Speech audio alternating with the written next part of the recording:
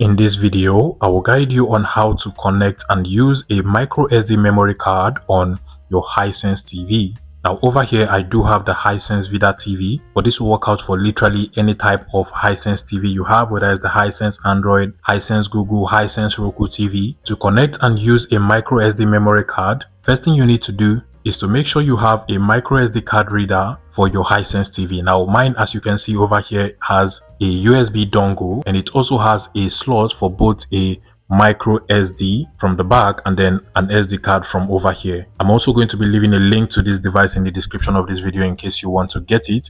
Now once you have yours, you can just get your micro SD memory card and then just proceed to insert it into the SD card reader like so. And now you can connect these to any of the USB ports on your Hisense TV. If your Hisense TV has just one USB port, proceed to connect it to that particular USB port and it should work out pretty well for you.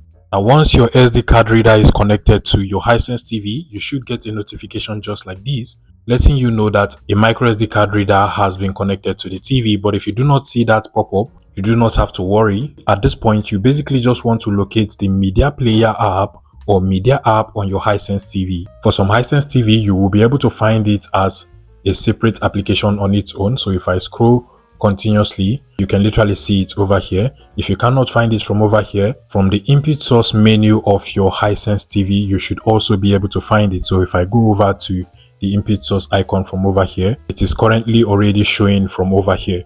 But in my case, I'll just go ahead and locate the media player app. And once you find yours, just proceed to select it.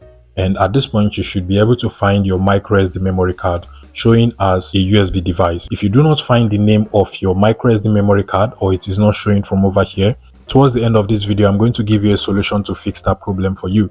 But if you're able to find it, just go ahead and select on it.